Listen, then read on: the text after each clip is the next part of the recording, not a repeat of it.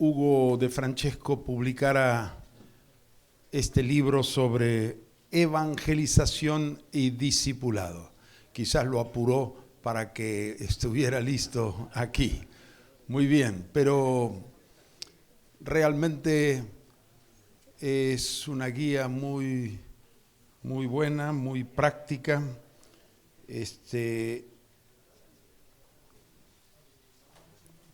Me pidió que hiciera alguna recomendación del libro escrito, el estilo didáctico y directo que caracteriza a Hugo de Francesco cuando enseña, hace de este libro una guía práctica de evangelización y discipulado. Así que muy oportuno y muy bueno. Algunos ya llevaron, que recomendamos a todos que lleven por lo menos uno para leer, y si les parece adecuado para los obreros, para la iglesia, los hermanos, justo en este momento tratando este tema va a ser muy oportuno. También quiero recalcar el libro que ya se agotó, trajeron poco parece, de Juan Manuel Montané, Decepcionados con la novia, ¿no? Desilusionados con la novia. Hay mucha gente herida, dolida y apartada, y el libro realmente es extraordinario. Dios le inspiró a Juan Manuel para escribir ese libro con mucha gracia, con mucha claridad y con revelación. Así que aunque acá está agotado, pueden pedirlo, ¿no?, a Editorial Logos. Es muy bueno para leerlo uno, quizás ver si nosotros como líderes, pastores, tenemos que corregir algunas cosas nuestras en nuestra actuación, pero más que nada también darle a aquellos que están desilusionados con la iglesia. Hay una palabra, creo que es profética para ellos, muy adecuada. También en estos días se recalcó mucho en los testimonios y en las presentaciones, en las encuestas, las propuestas, el énfasis sobre los dones del Espíritu Santo. Hay un libro de Oscar Marcelino que todos conocen, que sería muy bueno que en este momento también pudieran los que no lo han leído acudir a ese libro, tenerlo. No sé si está aquí, no está, pero pueden pedirlo, ¿no?, a Logos. Y también hay un libro escrito sobre carismas de una muy buena mujer, no sé si les suena, Silvia Palacio de Imitián. Silvia, durante toda su vida, después de recibir el bautismo del Espíritu, ha tenido y tiene una sensibilidad especial a los dones del Espíritu y se mueve con naturalidad en esa dimensión. Y este libro justamente habla de carismas y percepción espiritual. Sí. Desde Chile, por ejemplo, ¿se puede pedir algunos? Se puede pedir desde Chile y desde Tailandia también. No hay ningún problema. Tenemos, por DHL lo reciben en 3 días, tenemos un descuento del 70%, casi del 60% en el envío, y si lo quieren recibir con más tiempo y tranquilidad, va por expreso, camiones, lo que fuera. Muy bien, si lo dejamos ahí.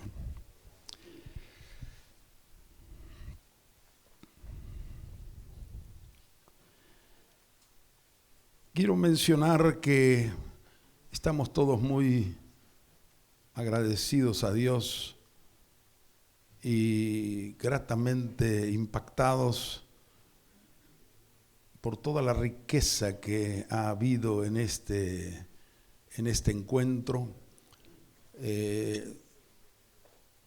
todo lo que ha sido el aporte de cada uno, antes los que mandaron las encuestas, las respuestas, luego los 2 talleres de ayer han sido muy ricos, muy enriquecedores, y también la interacción de pastores que no se conocían, eso también fue muy, muy precioso. Estamos tan agradecidos a Dios. Realmente Hugo de Francesco y Alfredo Musi, previamente y durante este encuentro, trabajaron mucho para poder resumir. No es fácil, ¿no? Resumir, y la forma tan hermosa que lo presentaron esta mañana, lo que recogieron de las mesas, de los talleres. Y ellos siguen trabajando. Les damos un fuerte aplauso a Hugo y a Alfredo.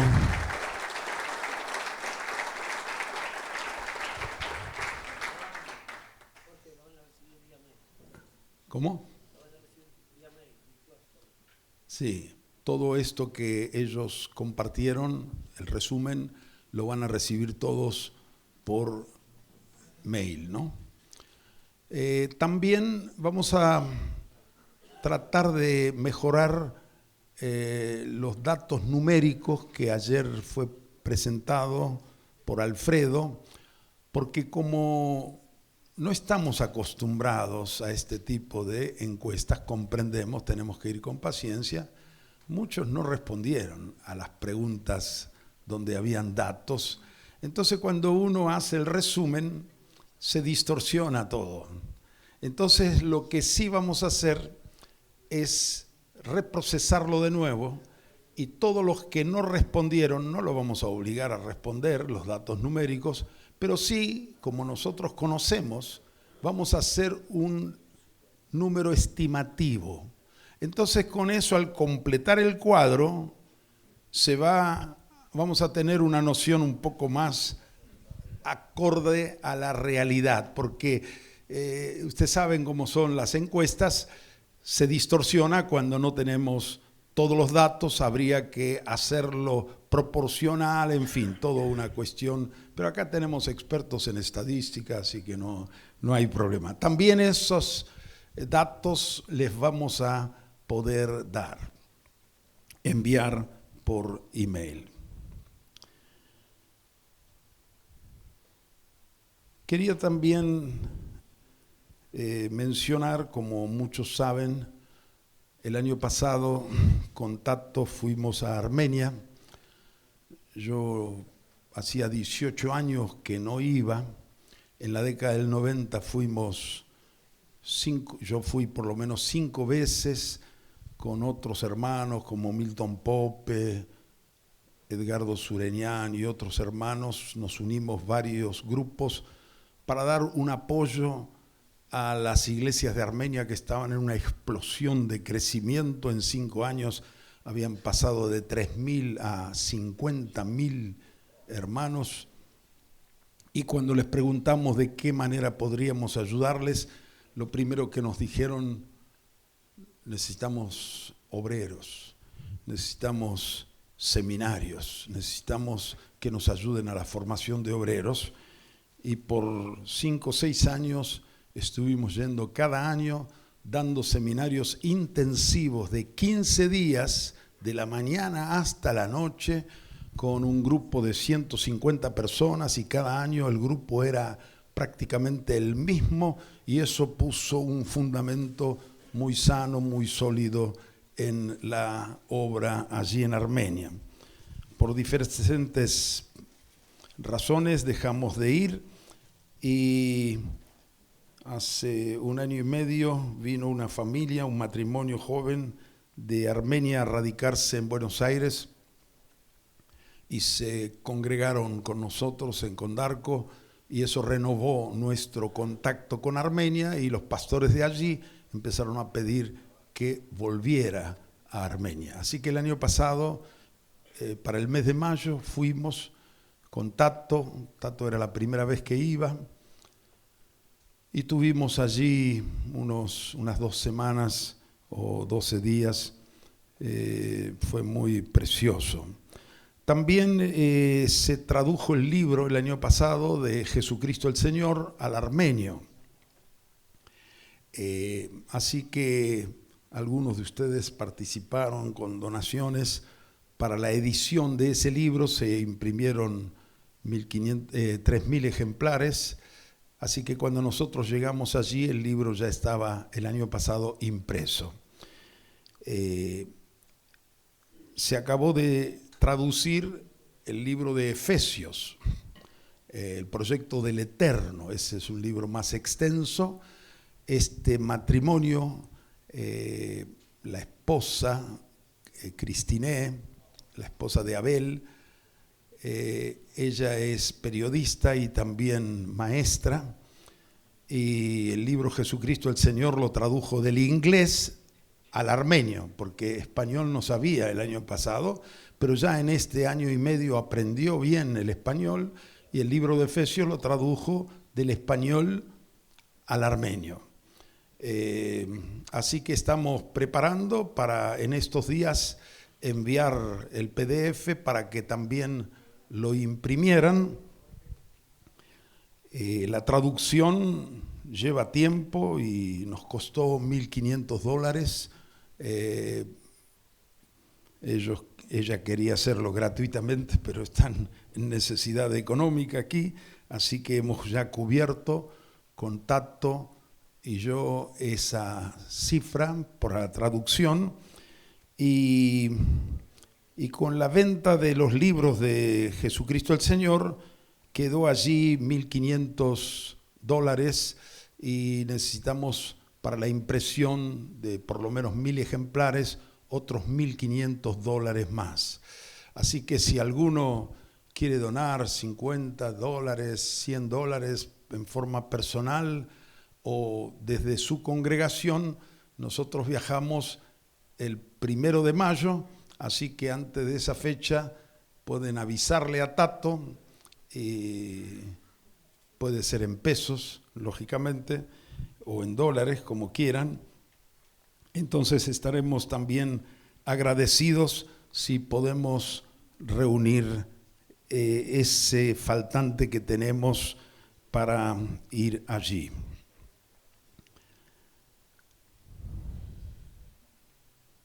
Bueno, creo que anuncios no tengo más. Qué bueno fue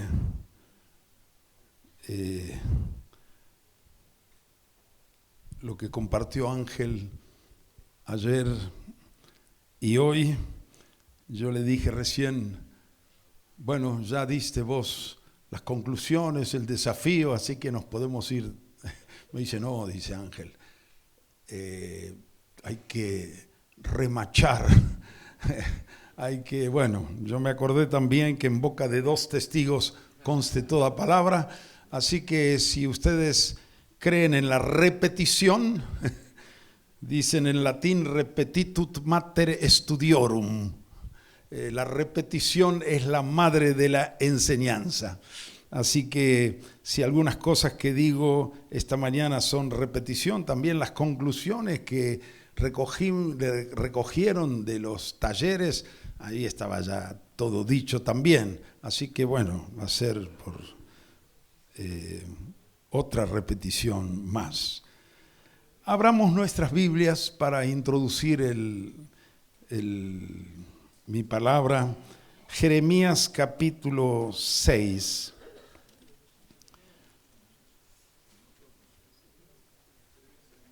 Versículo 16. Vamos a leer no el versículo completo, sino hasta antes de la última frase, porque la última frase no me gusta, pero está allí. Para nosotros no se aplica la última frase. Y también el 17, y también la última frase del 17 no me gusta, pero vamos a leerlo igual. Isaías 6, perdón, ¿qué dije? Jeremías 6:16. Así dijo Jehová: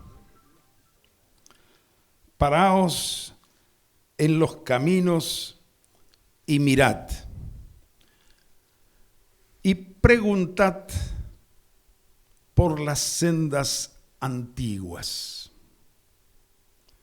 cuál sea el buen camino, y andad por él, y hallaréis descanso para vuestra alma. Bueno, les leo la frase que no me gusta, pero ellos dijeron, no andaremos. ¿Nosotros qué decimos? Y el 17 dice, puse también sobre vosotros atalayas que dijesen, escuchad al sonido de la trompeta. Y dijeron ellos, no escucharemos. Y nosotros decimos, sí escucharemos. Aleluya. Ahora esto es lo que resume nuestro retiro. Paraos. Hay que hacer un alto. Y eso es lo que hicimos. No podemos seguir sin parar para revisar, reflexionar. Paraos en los caminos y mirad.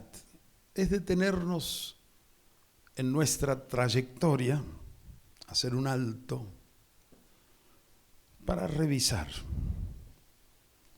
evaluar, mirar y preguntar por las sendas antiguas.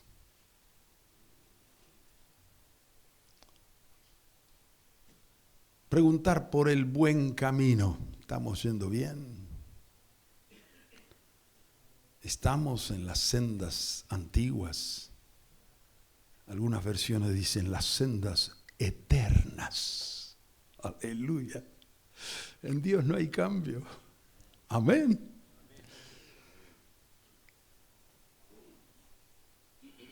Y andad por él.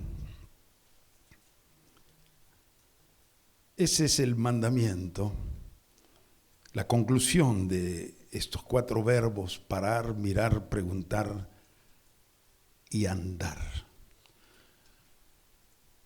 El asunto es, después de evaluar, de preguntar, de comparar, hacer los cambios que hagan falta, mejorar, y si en algo nos desviamos, volver a las sendas antiguas, al buen camino y andar por él.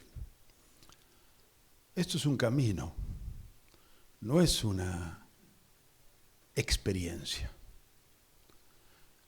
Nuestro servicio a Dios es una trayectoria, venimos muchos años, es un camino.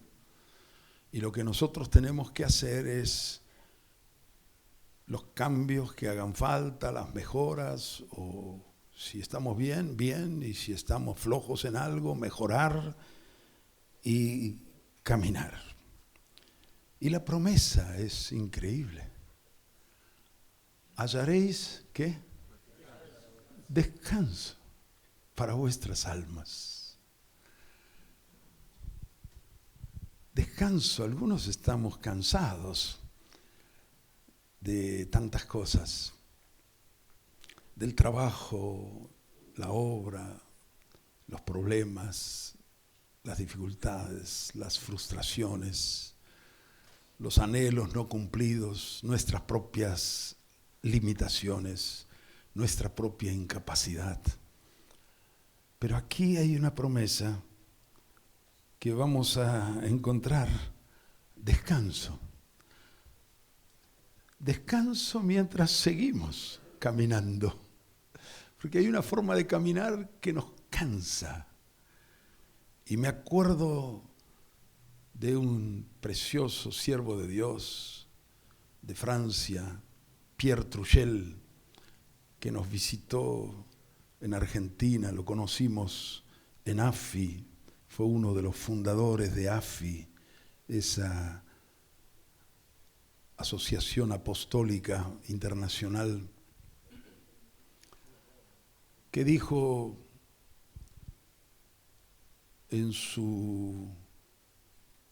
estando en el hospital, después sanó, después volvió a recaer y falleció. Pero en esos años que había sanado de un problema, una infección que tenía en la cabeza, él dijo, como pastor pentecostal, trabajé como un burro para Dios durante 30 años. Y en el hospital aprendí que la cuestión no es trabajar para Dios, sino trabajar con Dios. Mamma mía, qué frase. Trabajar con Dios es descanso. Amén. Es descanso. El que hace la obra es Él y nosotros lo acompañamos. Nosotros somos sus colaboradores. El que se puso la iglesia al hombro es Él. El que dijo, edificaré mi iglesia es Él. Bendito sea su nombre. Así que la Biblia latinoamericana, Paraos en los caminos, lo traduce así: vuelvan al punto de partida. Qué interesante, ¿no? Así que nosotros necesitamos volver al punto de partida, a las sendas antiguas. Esto significa volver al aposento alto, al Pentecostés, a la llenura del Espíritu, al soplo del Espíritu. Necesitamos volver a la casa de Alberto Darling, metafóricamente hablando, no volver a la casa material que ya la vendió de paso, sino a ese ambiente, a esa búsqueda, a esa sed de Dios. Tenemos que volver a la libertad del Espíritu, a embelezarnos con el Señor, a maravillarnos en su presencia, a tener cada semana bautismos en el Espíritu Santo. Tenemos que volver a la adoración libre y espontánea, a la vida del Espíritu, a la fe, a los dones del Espíritu. Estoy recogiendo lo que se dijeron en las propuestas. Tenemos que volver a la fe y a los dones y a lo que Dios agregó algunos años después con Carlos Anacondia, a una evangelización agresiva, fuerte, a la liberación de los endemoniados, a la sanidad, a los milagros, a las maravillas. Esas son las sendas antiguas de Hechos capítulo 2, 3, 4 y en adelante. Amén. Amén. Necesitamos volver a afirmar, reafirmar la revelación que Dios nos dio, que no nació en la década del 60 o del 70. Son más antiguas. Tenemos que volver al evangelio del reino que Jesús predicaba y los apóstoles. Al señorío de Cristo como condición de conversión, de salvación. Tenemos que volver a la conversión radical. Tenemos que volver al mandato de Cristo, muy antiguo, de hacer discípulos a todas las naciones. Sendas antiguas, sendas eternas. Tenemos que volver al querigma de los apóstoles y no predicar cualquier cosa que se nos ocurra, tomando versículos de aquí y de allá. Tenemos que volver a la didaqué, al sermón del monte, a los mandamientos de Jesús.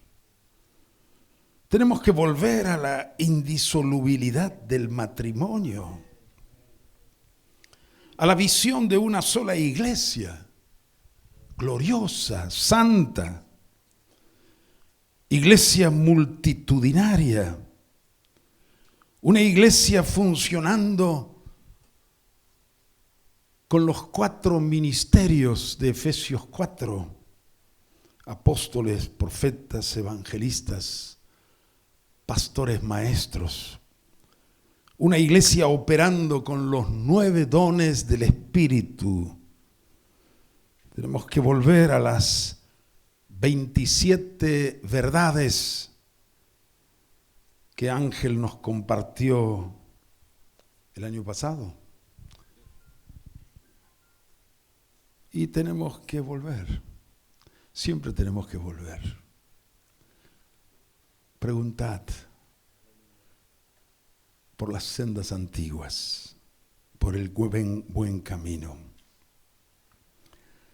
Necesitamos renovar la visión de Dios, hacer de la visión de Dios nuestra visión. Y debemos poder enseñar a los hermanos en forma muy sencilla, con gracia, con unción, pero con frases claras que cualquiera puede entender y repetir, enseñar a otros.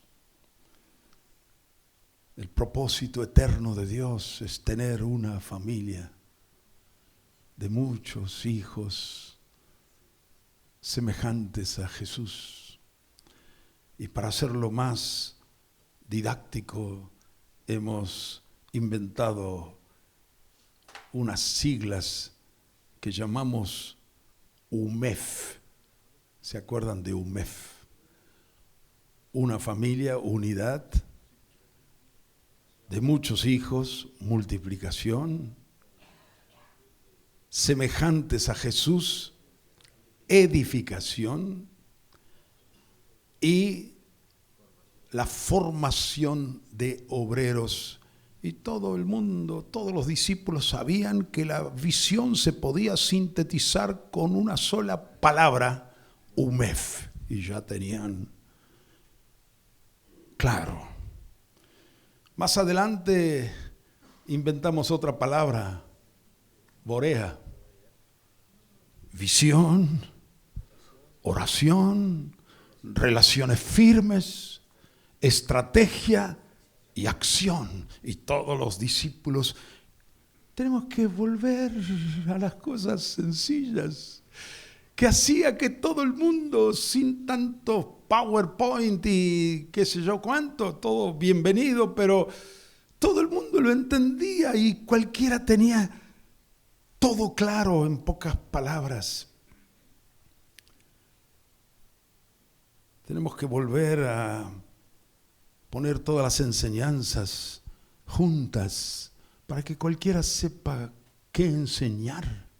Tiene que haber un programa de enseñanza, por eso surge Puerta, Camino y Meta. Cualquiera sabe que al nuevo, al pecador, tiene que llevarlo por la puerta y tiene que luego mostrarle cuál es la meta de la vida cristiana, ser como Jesús, y para eso hay un camino. De allí más adelante, siempre es bueno redefinirlo con otras palabras, pero es siempre lo mismo, pero siempre a veces decir lo mismo con otras formas se renueva, refresca. Entonces dijimos los 5 objetivos de Dios. Primero, que todos sean salvos, es decir, que sean discípulos de Jesús. Dios quiere que todos se conviertan. Es el objetivo de Dios. Segundo, que cada discípulo sea parecido a Jesús, sea como Jesús. Segundo objetivo de Dios. Tercero, que todos los discípulos formemos una sola familia. Entonces ya tenemos cantidad, calidad y unidad.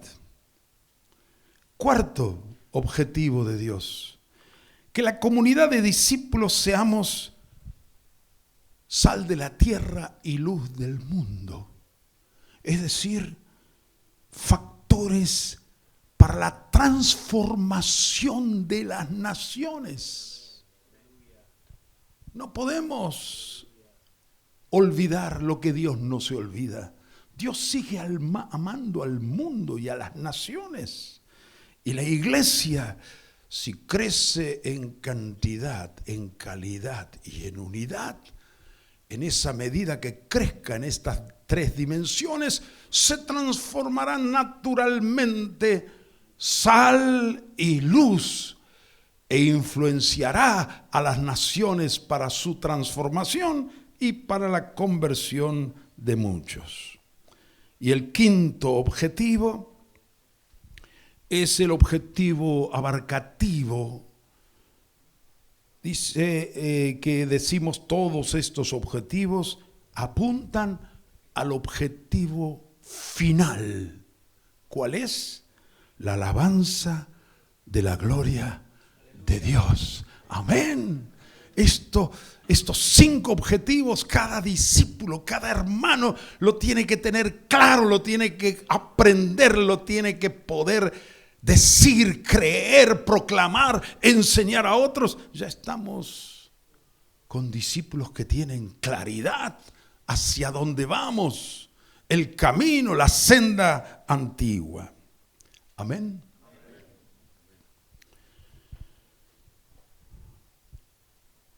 Ahora necesitamos volver al aposento alto, dijimos primero. Segundo, volver a la revelación. Tercero, volver a la visión de Dios. Pero necesitamos dinamizar, potenciar, renovar la acción. Porque todo esto termina en la teoría si no lo bajamos a la acción.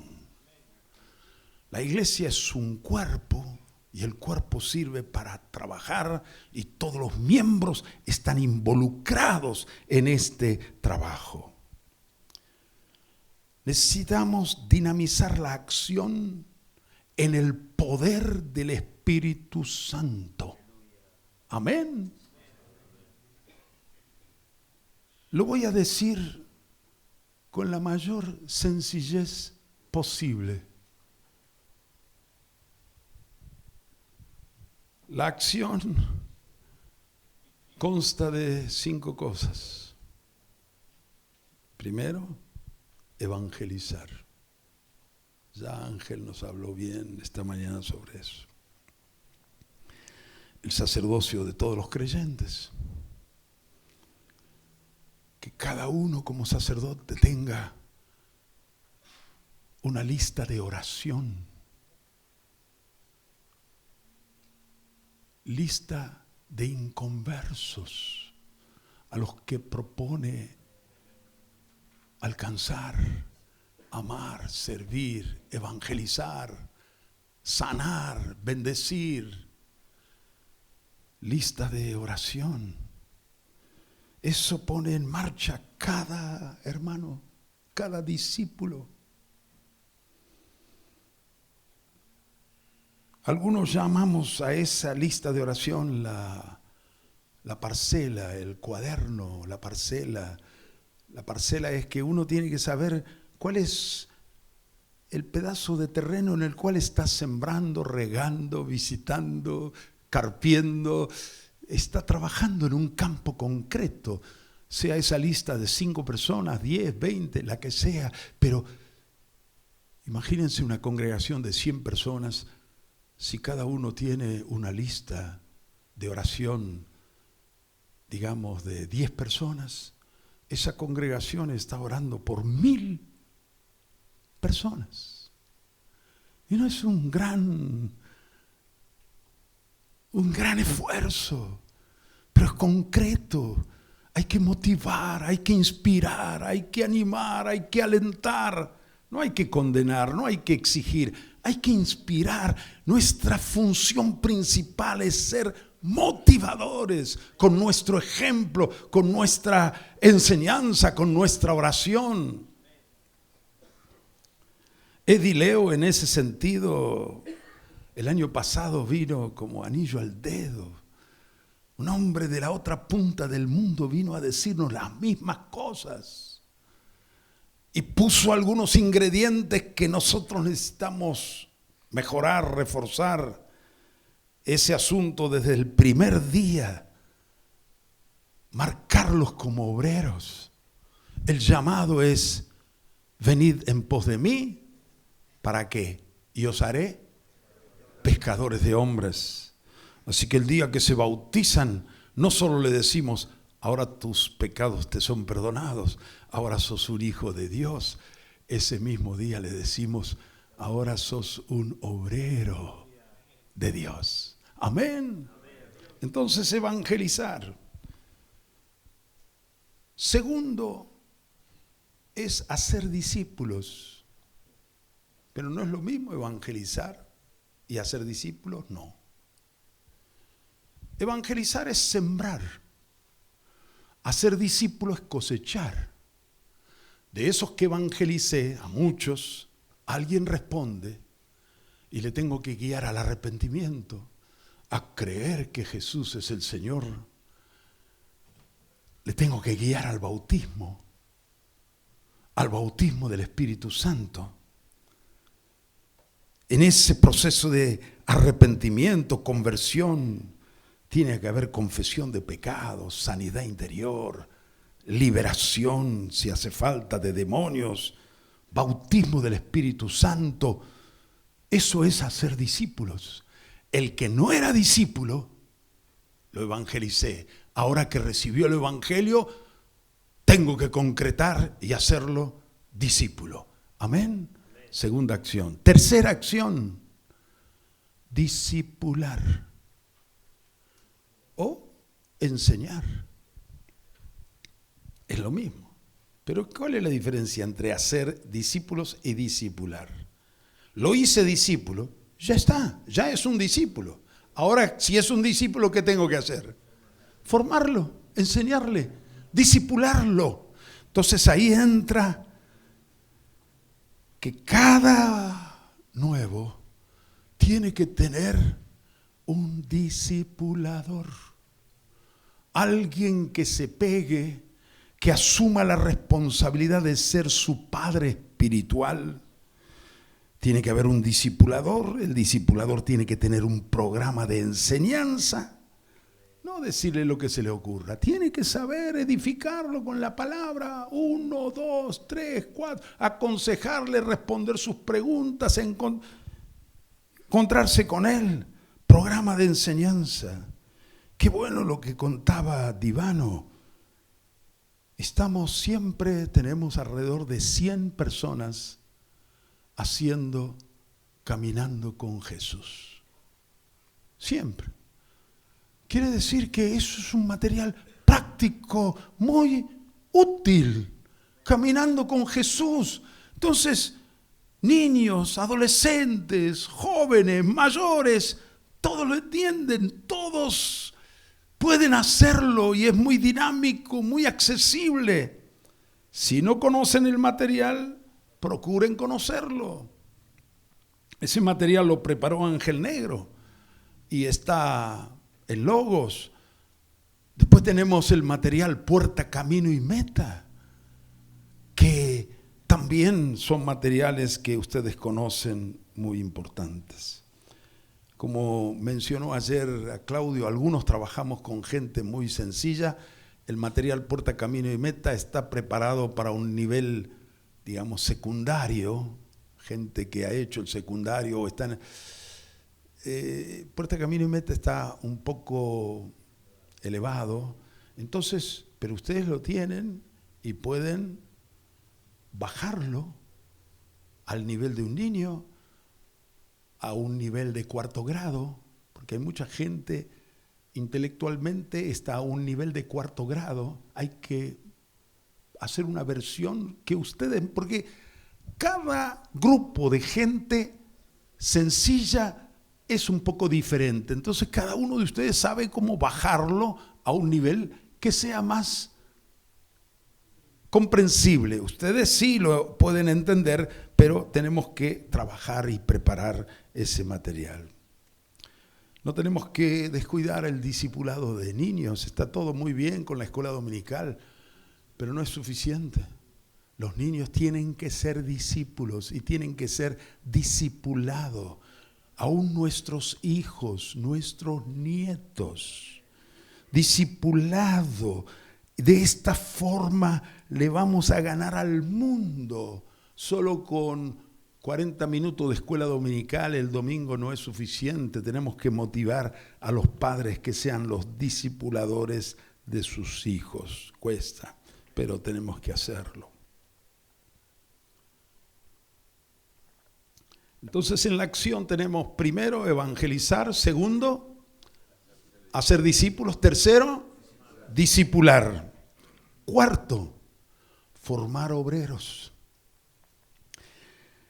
En las encuestas y preguntamos dificultades, casi parece una repetición, todos dijeron, o la mayoría, falta de obreros. ¿Y quién es responsable de la falta de obreros? Nosotros. Entonces, tenemos que dar importancia en la formación de obreros, desde el primer día, con el cuaderno de oración y capacitarlos. ¿Cómo se capacita?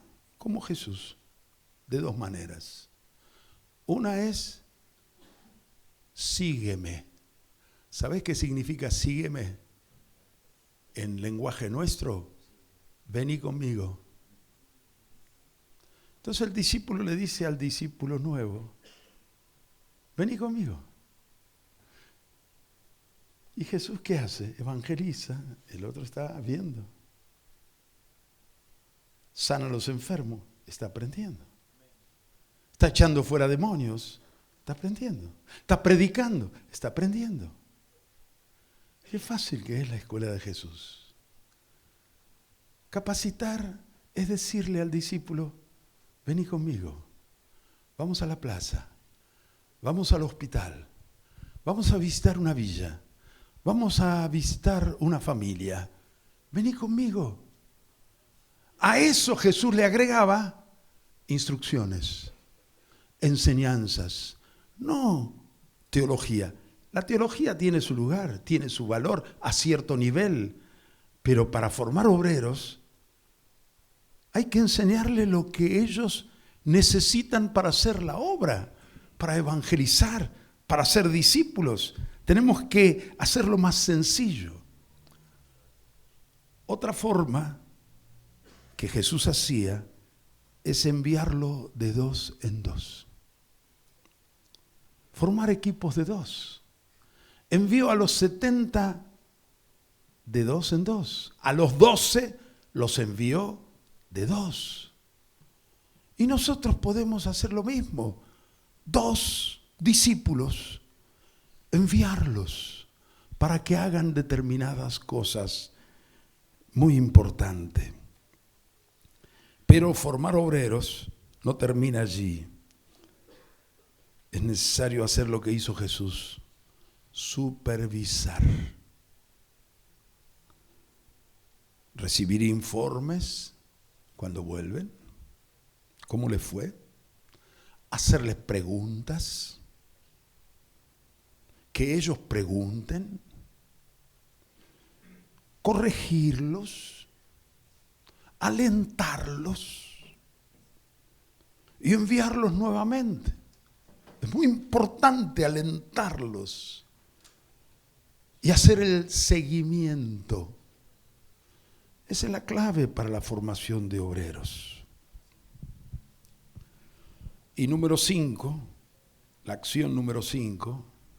Primero, acción número 1, evangelizar. 2, hacer discípulos. 3, discipular. 4, formar obreros. 5, plantar comunidades de discípulos en nuevas localidades y barrios. Esto nos metió un buen empuje Pizzanunart cuando vino. Y gracias a Dios por ello, muchas obras fueron naciendo y van a seguir naciendo. Plantar comunidades, es decir, hay que ir a otras localidades. Jesús recorría ciudades y aldeas. Si uno no recorre, no va a haber plantación de nuevas obras. Aunque sea ir a un pueblo, a una ciudad, estar ahí pisando la plaza central y orar entre 2, 3, Señor, abre una puerta aquí, te reclamamos en este lugar, queremos que haya discípulos. Orar, recorrer, y Dios va a empezar a responder y abrir puertas. Amén. Muy bien, ¿qué recursos tenemos para esto, para esta acción? Voy a señalar 2 recursos, unos espirituales y otros personales, y los 2 son necesarios. En los recursos espirituales, el primero ponemos la oración. Lo primero que hacía Jesús era orar. Agregamos el ayuno, la oración personal, la oración de a 2, la oración grupal, congregacional. La oración personal cada día, de a 2, puede ser semanal o varias veces por semana. Algunos se reúnen para orar todos los días, antes de ir al trabajo. Bueno, la oración, pero una oración, como ya se dijo aquí, con objetivos definidos. Luis Losardo nos contaba cómo en la congregación, claro, uno convoca una reunión de oración y vienen para orar así, un estilo. No, tuvieron que corregir, tuvieron que instruir, tuvieron que parar a algunos que oraban así para cualquier lado y enseñar a orar sobre objetivos concretos. Orar por denuedo. Hechos 4 oraban pidiendo denuedo. Orar pidiendo milagros. Jesús dijo, rueguen al Señor de la mies que envíe obreros. Hay que orar por obreros, que Dios levante obreros, que envíe obreros a la mies. Orar por los dones del Espíritu. Orar por personas, familias con nombre, por conversiones. Tenemos la lista de oración, que según donde estamos, a solas o de a 2, podemos orar en forma específica, orar por nuevos barrios y localidades, y así. Segundo recurso, la palabra, el evangelio del reino, querigma y didaqué, la palabra que Dios nos ha dado. Segundo recurso. Tercer recurso, el Espíritu Santo. Poder, denuedo, autoridad, unción, fe, dones del Espíritu, visiones, revelación, guía, palabras específicas, palabra de ciencia, palabra de sabiduría, recursos espirituales. Pero permítanme decir algo sobre los recursos personales. ¿Cuáles son los recursos personales? El primero es la voluntad. Que los hermanos tengan gana de hacer la obra. ¿Cómo hacemos? Qué frustración con algunos. Están muy tranquilos, están muy cómodos. A veces la comunidad cristiana se ha transformado en comodidad cristiana. Gana es tener disposición. Gana. Pero la gana no es suficiente. Hace falta disponibilidad. Si tengo gana pero no tengo tiempo, no puedo hacer nada.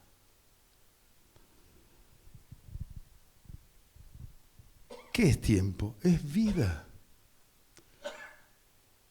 Una hora es una parte de mi vida. Un día es una parte de mi vida. Entonces, entregar la vida a Cristo significa entregar tiempo, mi tiempo. Claro, hay otras obligaciones, hay que trabajar, atender la familia, hay que otras actividades que tenemos que ser responsables, está bien. Por eso hace falta una agenda donde pueda cumplir con mis obligaciones laborales, familiares, pero en la agenda tiene que entrar una parte para hacer la obra. Recursos personales, tiempo. Tiene que haber equilibrio. Sí, no puedo descuidar la familia, el trabajo, pero no puedo tampoco solo dedicarme a la familia y al trabajo y no tener tiempo para hacer la obra. Tiene que haber equilibrio. Tuve una charla ayer con Luciano Figueiredo de Recife, de Brasil. Y yo le decía, hoy vivimos en una sociedad que tiene muchas ofertas de entretenimiento y placer. Muchas. Sin pecado. Hay pecado también, pero hay muchos entretenimientos sin pecado. Es muy fácil tener un 0 kilómetro. Pagás en 84 meses. Muchos pueden acceder, gracias a Dios. No hay nada malo. Entonces es muy fácil ir a un paseo, irme de vacaciones, organizar viajes, hacer un asado, invitar a los amigos, tener un plasma de no sé cuántas pulgadas. Todo está en casa. TV, DirecTV, Netflix, qué películas se pueden ver, buenas, uno deja las películas feas, interesante. iPad, celular, fútbol, informativos, vida social.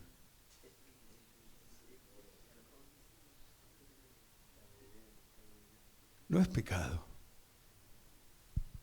Hay lugar para eso. Pero ustedes ven que si no tomamos cuidado, cada vez invade más. El tiempo libre que tenemos no es mucho. Y se puede llenar con todo eso. ¿Y qué es todo eso? Es para mi placer, para mi para disfrutar. Es para el ego. Y dice Jesús, el que quiere venir en pos de mí, niéguese a sí mismo. Tome su cruz y sígame. Entonces tenemos que, ante una sociedad que tiene tantas ofertas, enseñar a los hermanos a administrar esto. No condenarlos, tratarlos de mundanos, pero mostrarles la realidad. Y mostrar que tiene que haber, sí, un espacio para pasear, descansar, todo bien, pero tiene que haber un espacio, disponibilidad para hacer la obra del Señor. Jesús estaba muy cómodo en el cielo, al lado del Padre con la gloria, pero se vació de sí mismo y vino para servir. Se vació de sí mismo y se llenó del Padre. Y al recorrer y ver las multitudes, tuvo ¿qué? Compasión. Salió de sí mismo. La palabra compasión en griego es splagnisomai. Significa las entrañas se les sacudieron. Se referían a las entrañas, las vísceras, como el centro de las emociones. Se retorcieron las entrañas al ver la gente perdida, como oveja sin pastor, confundida a merced del lobo, cansados. Y nosotros también necesitamos vaciarnos del ego, de nosotros mismos, y llenarnos de Cristo para sentir lo que Jesús siente, para tener la mente de Cristo, los ojos de Cristo, el deseo de Cristo, la voluntad de Cristo. Y esto es lo que necesitamos, ser y contagiar a otros en esta disponibilidad. Solo el Espíritu Santo puede producir esto. Amén. De allí otra vez volvemos a la oración, al ayuno, al clamor. Dios cambia a los hermanos. Dios transforma a cada hermano en un obrero. Que sientas splagnisomai, que se le retuercen, sacudan las entrañas al ver la condición de los demás.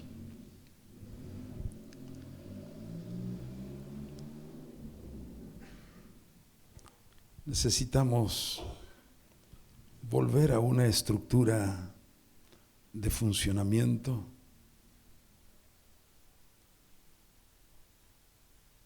que nos ayude al logro de nuestros 5 objetivos.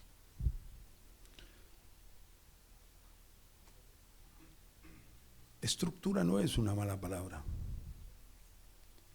Hay 2 tipos de estructura. Una estática. Acá hay columnas de hormigón armado, vigas. Si no, este edificio no se sostiene. Es una estructura estática, no tiene vida. Esta estructura no crece. El árbol también tiene estructura, pero es una estructura que lo determina la vida del árbol. Su desarrollo, su crecimiento va determinando la estructura. Tiene raíces, tiene tronco, tiene ramas principales, tiene ramas secundarias y ramitas. ¿Para qué la estructura? Para que todo funcione. Para que la savia llegue a cada hojita, a cada fruto. todos se alimenten bien. Sin estructura sería imposible lograr ese objetivo. Entonces la iglesia es un cuerpo. En un cuerpo hay estructura. Hay huesos que están unidos por coyunturas. Hay ligamentos. Si no, sería una bolsa y no funcionaría nada. No podríamos, por más que tuviéramos pies y manos, si no tuviéramos estructura no podríamos caminar, ni trabajar, ni hacer nada. Sería una cosa amorfa. Y la iglesia, y el Nuevo Testamento compara a la iglesia con un cuerpo. Entonces necesitamos volver. ¿Por qué digo volver? A las sendas antiguas. ¿Cuáles son las sendas antiguas? Tenemos que volver a la iglesia funcionando como un cuerpo, con su estructura, cuya cabeza es Cristo. Y Él puso en la iglesia apóstoles, profetas, evangelistas, pastores, maestros, para perfeccionar a los santos, capacitarlos para la obra del ministerio. ¿Para qué? Ahí llegamos al para qué. El propósito de la estructura. Para la edificación del cuerpo de Cristo. Hermanos, ¿cuál es la estructura de funcionamiento que ayude al logro de los objetivos? Es lo que tenemos en la palabra. Y es simple. Todos los encuentros que tengamos, apóstoles, pastores, líderes, obreros, hermanos, tienen que tener un único tema: la marcha de la obra. O en otra palabra, en otra frase, el avance de la obra. ¿Cuál es la obra? La iglesia es una obra en construcción. La edificación del cuerpo de Cristo significa la edificación de la iglesia. Jesús dijo: yo edificaré mi iglesia, pero Él la edifica ¿cómo? A través de los ministerios que Él puso para que capaciten a los santos para la obra del ministerio. La obra. La marcha de la obra. El avance de la obra. El desarrollo de la obra.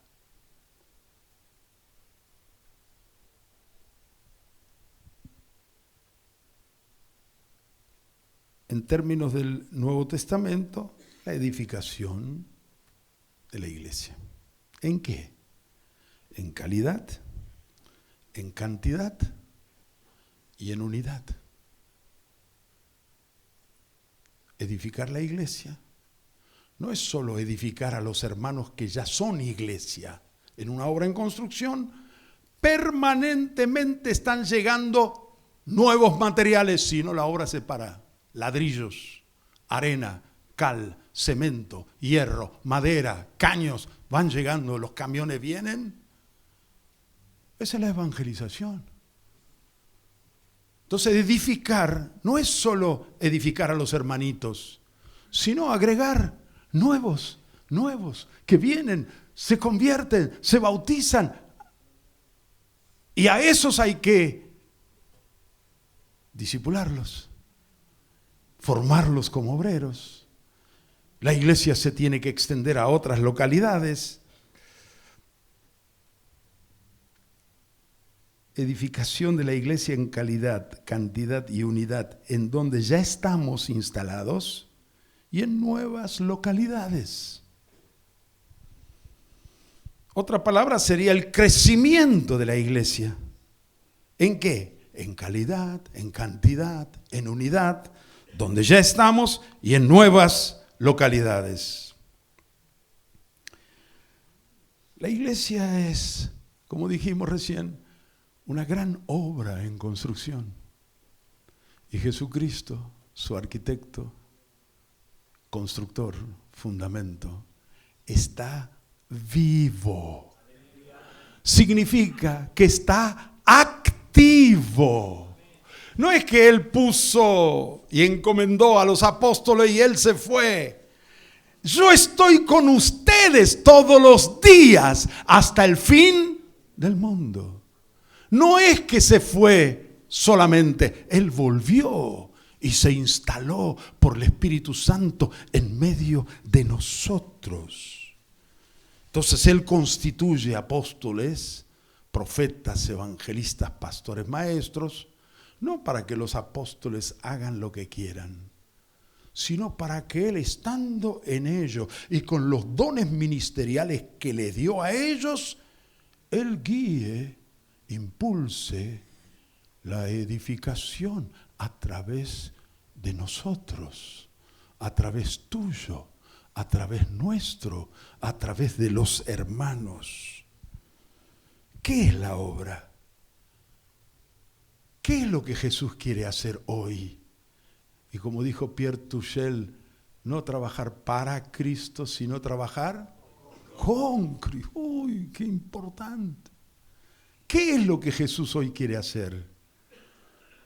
Evangelizar, hacer discípulos, discipular, formar obreros y plantar iglesias en nuevas localidades.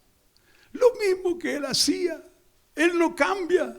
Tenemos que volver a esa sencillez, a las sendas antiguas.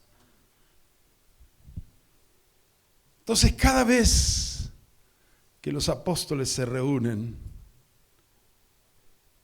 por favor, nos reunimos con Él, en torno a Él. Él es la cabeza viva y activa. No nos dejó a nosotros y se fue. Él está. Él tiene que ser el centro de cada reunión. ¿Y cuál es su carga? Lo que Él dijo: edificaré mi iglesia. La edificación de la iglesia.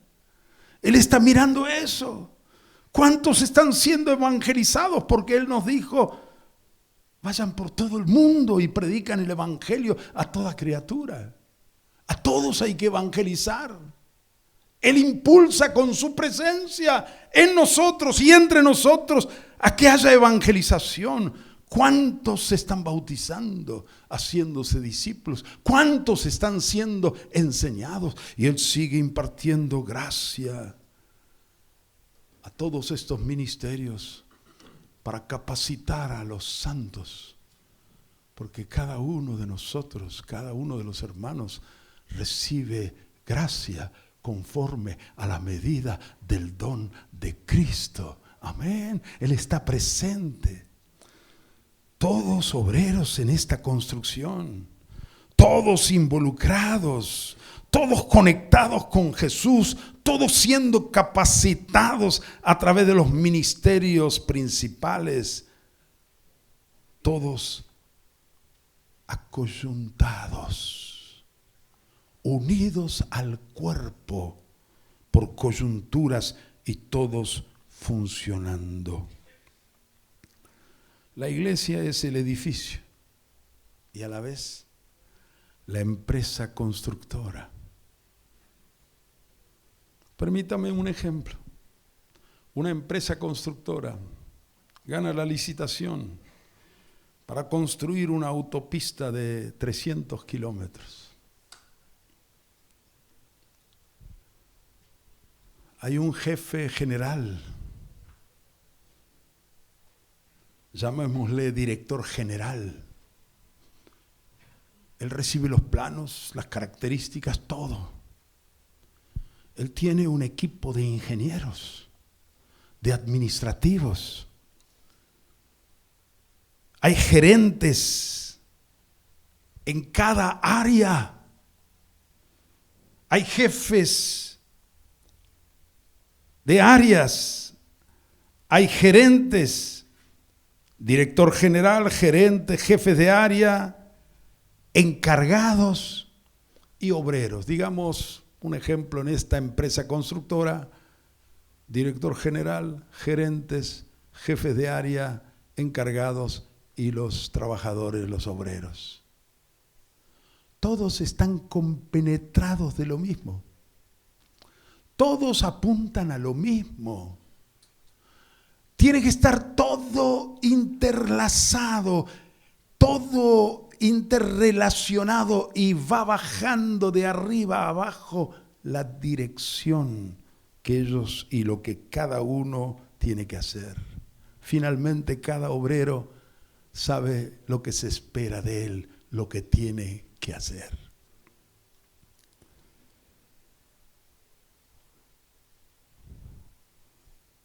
Cada vez que se reúnen con el eslabón o el escalón inmediato, es para comunicar lo que hay que hacer y cómo hay que hacerlo. Instrucción. Lo que hay que hacer, las especificaciones, las medidas, los materiales, todo, y las instrucciones. Pero eso requiere, para que funcione, supervisión. Regular.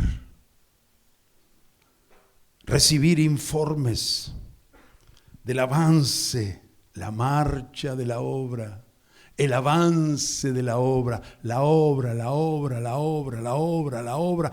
en construcción. Ángel nos habló hoy de, el Espíritu Santo dijo: apartadme a Bernabé y a Saulo, ¿para qué? Para la obra. ¿Obra? ¿Qué obra? La misma obra que habían hecho en Antioquía: evangelizar, hacer discípulos, discipular, formar obreros, plantar iglesias, enviar, formar obreros, enviar. Esa es la obra. Y nosotros tenemos que, queridos, unificar nuestro criterio, nuestra mente. Tenemos que unificar la idea, la obra. Y eso es lo que los domina hasta que se termine los 300 kilómetros de la autopista. Lo único que están pensando es cómo avanzar más y mejor en la obra. Para eso hace falta supervisión, dar soluciones a los problemas que se presentan y ver que el cronograma se cumpla. En el caso de la iglesia, obviamente hay cosas diferentes a una empresa que construye caminos. Ustedes hagan el salto, no es lo mismo, pero hay cosas que podemos aprender. Amén. No quiero decir que la iglesia es una empresa, no, pero hay cosas. Y miren, a mí siempre me golpeó esta palabra de Jesús, este reproche de Jesús a los discípulos o a los hijos de Dios. Él dijo así en Lucas 16: los hijos de este siglo son más sagaces que los hijos de luz. Les digo, si llamáramos a algún auditor para que nos audite como iglesia en cuanto a la obra, nos tenemos que ir todos. Pero bueno, pero no por eso tenemos que descuidarnos. En lo que requiere diligencia, no perezosos, dice la palabra. Pablo era un hombre muy organizado, muy diligente para hacer todo lo que hizo en aquellos pocos años. Es impresionante. Era todo un alto ejecutivo. Era un apóstol. ¿Qué es el apóstol? Perito arquitecto.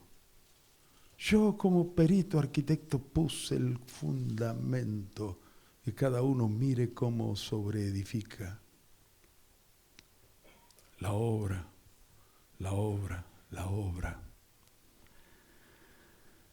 Fuimos a Armenia por primera vez en el año 93. Fue el primer viaje.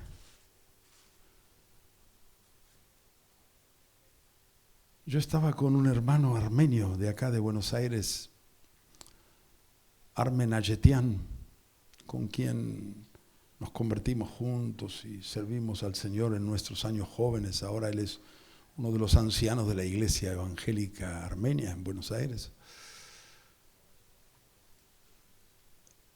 Armen Ayetian es un ingeniero, era uno de los altos ejecutivos de la ESO. Muy amigos siempre. Y un sábado a la tarde nos llevaron a la reunión de obreros, que 2 de los obispos tenían cada 15 días una reunión con los obreros. En una casa eran como 30, 40 obreros o más quizás. Empezó la reunión a las 3 de la tarde.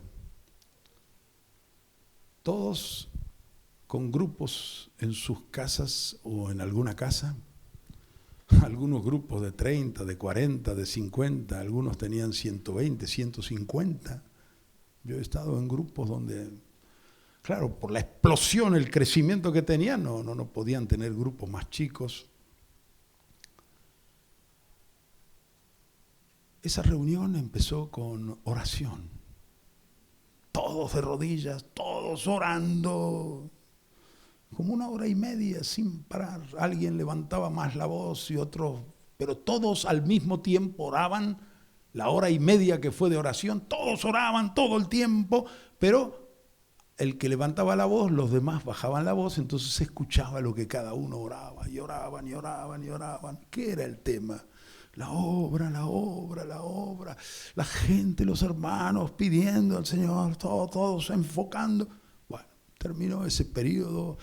Uno de los obispos dio algunas palabras así inspiracionales, breves, y luego abrieron sus cuadernos, todos, y empezó a preguntar a uno por uno: ¿cómo va tu grupo? Informe, preguntas. Y el mismo que daba el informe decía: tengo un caso así, asá. Y ellos le respondían cómo resolver ese caso. Todos escuchaban. ¡Qué seminario! El mejor seminario. Porque sobre casos concretos iban preguntando y los informes y anotaban. Y 2 horas duró eso. Quedamos impresionados cuando salimos. Me dice Armen Ayetian: Jorge, estos tienen el nivel de las reuniones más elevadas de los ejecutivos de las empresas que tenemos. ¿Quién les enseñó? Estoy maravillado, dice. Lo que ellos hicieron hoy es lo que nosotros hacemos en la empresa de eso, cuando hacemos reuniones con los responsables de las áreas. ¿Quién les enseñó? El Espíritu Santo. Amén. Entonces ellos estaban siempre velando, supervisando, corrigiendo, enseñando, pero sobre casos concretos todos aprendían. Yo digo, claro, de esa forma, en poco tiempo, cuando volvimos al año siguiente, al otro año, tenían en la mayoría de las localidades, tenían ya obra. Fuimos al norte del país, un país pequeño, y un pastor me dice: bajo el área, porque dividieron el país en 7 áreas, en el área mía tenemos 110 pueblos y ciudades. Y ya tenemos obra en 90.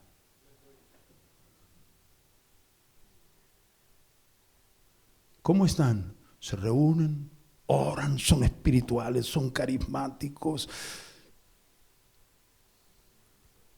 Y están la obra, supervisión, informes, enseñanza, instrucciones. Tremendo. Fuimos a otro en Echmiadzin, otra de las 7 regiones, y el pastor dice, en nuestra región tenemos 46 pueblos o ciudades. Ya tenemos obra en 42. ¿Y cómo hacen? Y dice, por ejemplo, tenemos a 20 kilómetros de distancia una ciudad que se llama Ciasá. ¿Y cuántos hay allí? 4 hermanas. ¿Y cada cuánto van? Todas las semanas. ¿Y cómo van?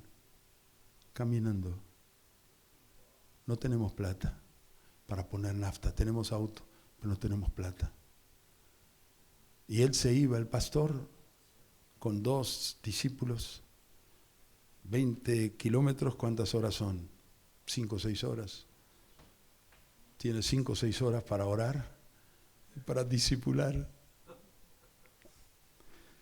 Y después hacen allí, atienden la gente, duermen ahí, vuelven al otro día, otras 5 o 6 horas. Y así van yendo, viniendo. Pero lo que me impresionó es, entonces hermanos, nosotros debemos en cada reunión, los apóstoles con los pastores, ¿cuál tiene que ser el tema? La obra. ¿Cómo va el avance? ¿Qué dificultades hay? El presbiterio entre sí es un punto clave.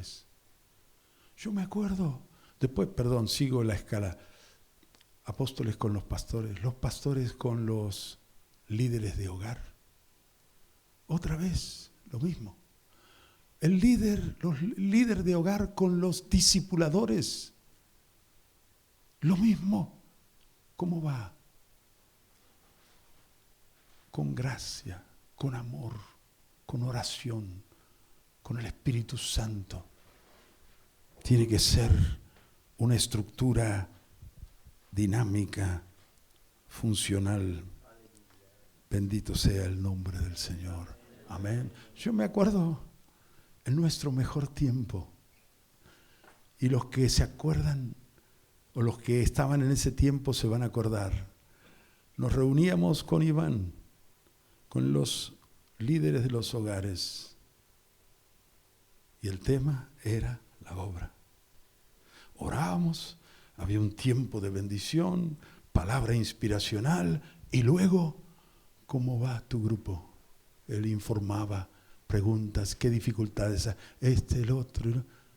A veces no se cubría a todos. Bueno, la próxima vez se seguía con los demás, pero fue nuestro mejor tiempo. El mejor tiempo, cuando había acompañamiento, había supervisión, había instrucción. Tenemos que apuntar a esa forma de estructura dinámica, sencilla, funcional. Y termino, hermanos, para decir que el último punto que tengo acá es la motivación. No hay mucho que decir, porque Víctor el primer día nos habló de volver al primer amor. Ustedes recuerdan que Simón Pedro, estaba frustrado,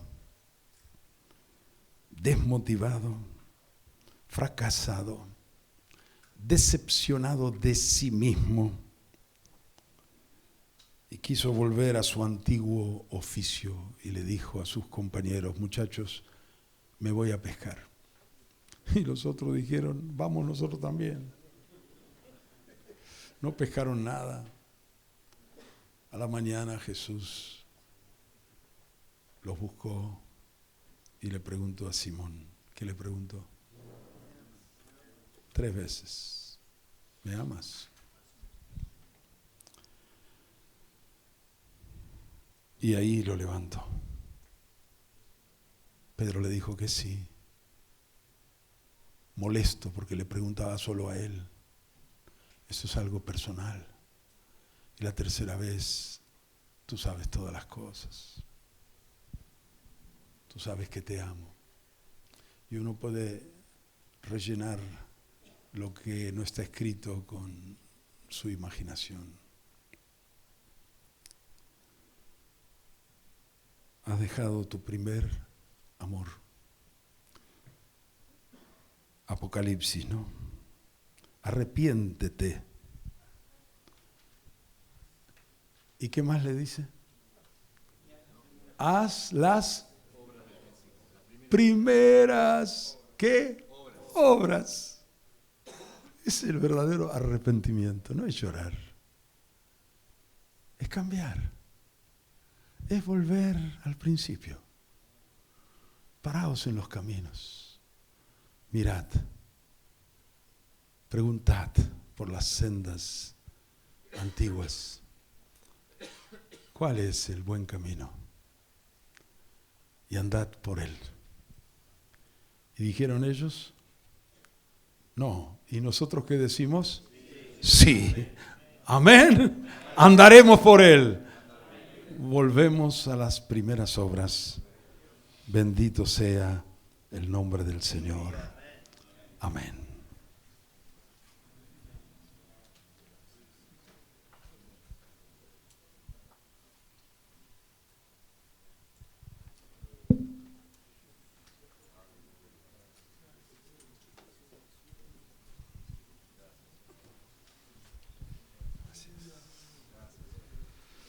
Nos ponemos de pie.